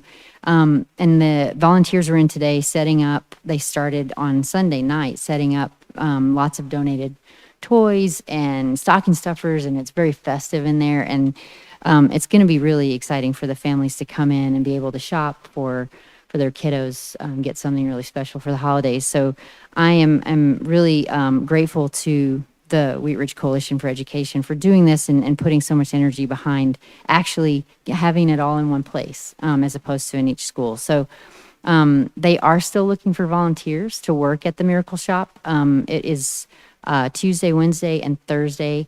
And there are specific times, which I don't have. If you message them on Facebook, that's probably the best way to get a quick response. In other news, I just wanted to also congratulate the city staff and just say what a great time the holiday celebration was on Saturday night. And a special thanks to the IDEA committee. That was our first outing as a new committee to the city. And we got some great interactions with our community. Some folks helped to create a paper chain where everyone wrote a wish for our community, and you can go to the rec center and actually see that chain, paper chain. It'll be up for a little bit. So just a great time. Such a fun time always. So great job to city staff, Parks and Rec, and everyone. And then just a little plug for District 1. I have my mom visiting from out of town, and we took her on a little drive to see some Christmas lights the other night. In District 1, you're killing it. We got some great Christmas lights in District 1. I see lots of great lights in other districts as well, but I am especially proud. So if you are someone that has taken joy, finds joy in putting up Christmas lights, thank you so much. Appreciate it. Thank you, Counselor. Counselor Dozeman. Thank you, Mr. Mayor. We have a house in District 4 that is actually on one of 9 News' list of best places. It's on Dudley. Yes. So we went and visited that this weekend and drove around the neighborhood and always have a really wonderful time. But I just want to echo some of the comments of my colleagues. My family and I had a wonderful time at the tree lighting ceremony. It's always a fun event. Really nice to have that in the rec center this year. Weather wasn't too cold, but getting inside and being able to do the arts and crafts with the kiddos was fun. Amazing hot chocolate, and all of our service organizations were there representing Wheat Ridge and fundraising. I also want to thank and agree that our new police officers and having them come and speak and talk about their backgrounds and why they chose Wheat Ridge, it has been so phenomenal. I love that we've incorporated that into our city council meetings every graduation, because I think it's just such a huge testimony for our community and why our police department does so great at the community-based policing. And kudos to us and our staff and recruiting and retaining police officers. I think that that's just a huge testament to the work that we've done in that arena. And I would like to thank all of the civic leaders that participated in Wheat Ridge 101 and Local Works for helping put that on. I think that's a great introductory program to, get people involved and figure out how government works and engage them in the process. So really grateful for that program, and that we seem to have really robust group of folks this year that seem to really enjoy the program. And then I also wanted to put a plug in that tomorrow is Colorado Gives Day, Tuesday, December 10th. And it is also the night of Barstool Bingo at Esther's. This is the 3rd year of Barstool Bingo. It's kind of unique to Wheat Ridge. And so it'll be a wonderful time at Esther's. And that's happening tomorrow beginning at 6, I believe. I just had it. Yeah, 6 to 8:30 tomorrow in celebration of Colorado Gives Day. And that'll be supporting the Clear Creek Makerspace in District 4, which is a wonderful asset to our community and has received a lot of recognition this year. So just want to put a plug in there, and hopefully we'll see you there. Thank you. Thank you. Counselor Larson. Thank you, Mayor. And I was certainly impressed by the this year's class of police cadets. I think these, it's definitely a recommendation for our police department, and I am convinced totally, and I'll tell anybody in the world that the Wheat Ridge Police Department is the best. These are the finest officers I've ever had the opportunity and the pleasure of working with. And I also want to pass along my compliments to the staff at the police department, and they produce a monthly crime stats bulletin that gets posted to social. And about a week ago, the October stats were put up, and I think it speaks very well both of the police department, but also of our community, in that crime in Wheat Ridge has fallen. It is down. It's down to low or very low levels in many important areas on personal crimes, and really the only thing that's outstanding is property theft, and that continues to be a problem not just in Wheat Ridge but in the Denver metro. A lot of these activities, property theft activities, are the result of organized groups that our police department is working with other police and the county sheriff's department on fighting, and I think they've come up with some very good ideas there. That said, I would also like to remind everybody that tomorrow is Colorado Give Day, not the other Give Day. This is our Give Days in Colorado, so please give generously. Thank you. Councilor Ohm. Thank you, Mayor. I had my, Councilmember Holtain and I had our district meeting at the Grange, and just want to shed a light on supporting the Grange. I guess it had its, we had a little tour by Dominic. They redid the floors upstairs, and it looked really nice. And so just keep that on your mind if you want a good place to meet. And then I also had an invite from Dominic to go to the Wheat Ridge High School Key Club for the Kiwanis. And so I attended that last week.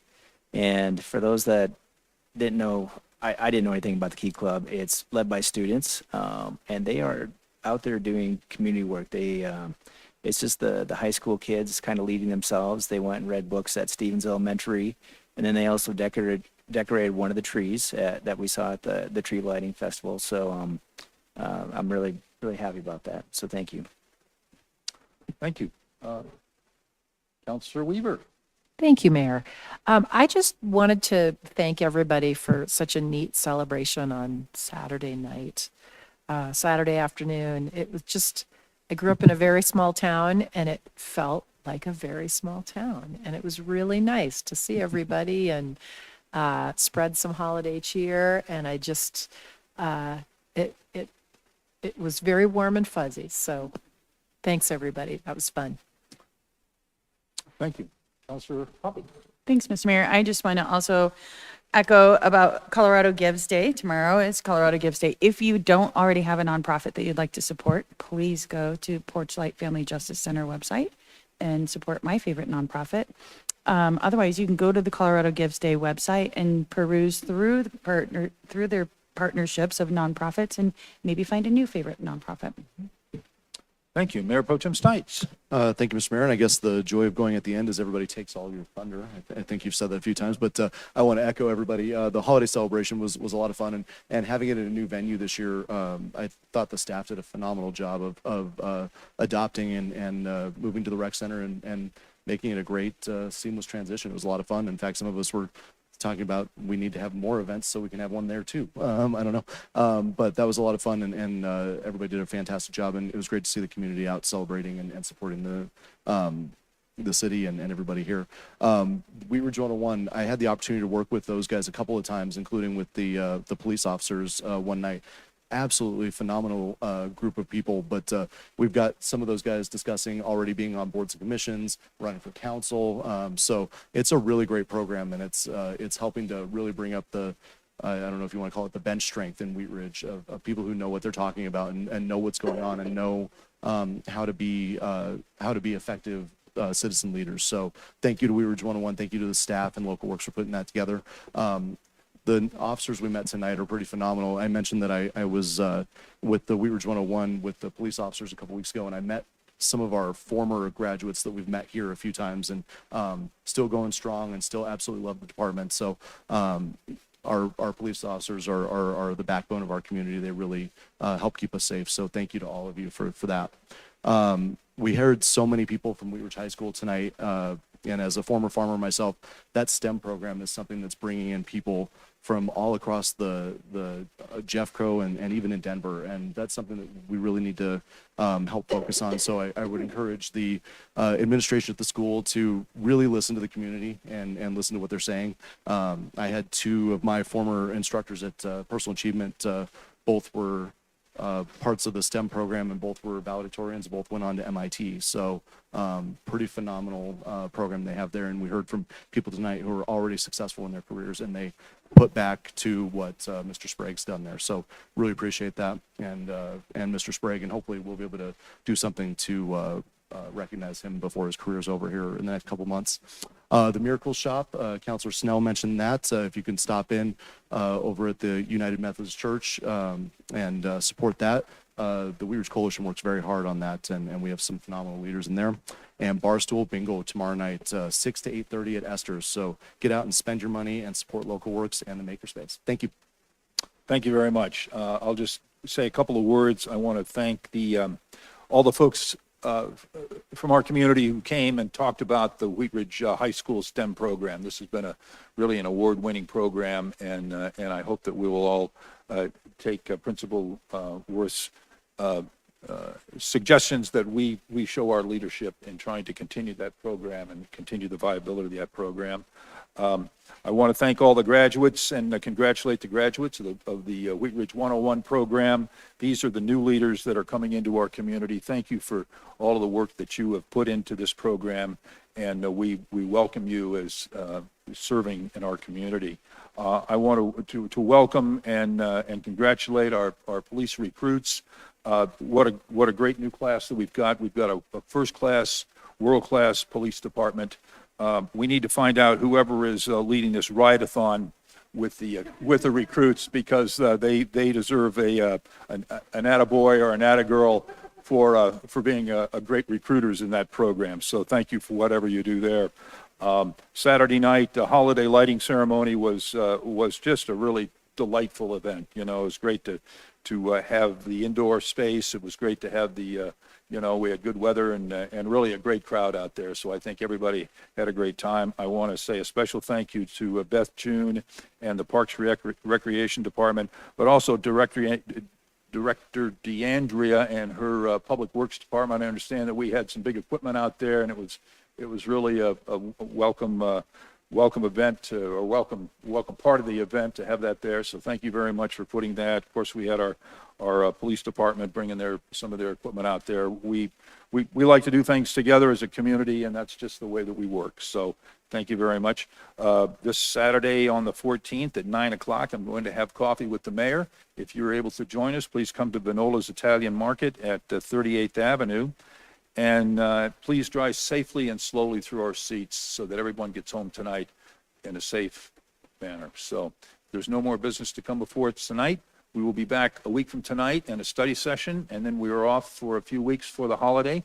But there's no more business to happen now, so we're going to stand adjourned. Thank you very much.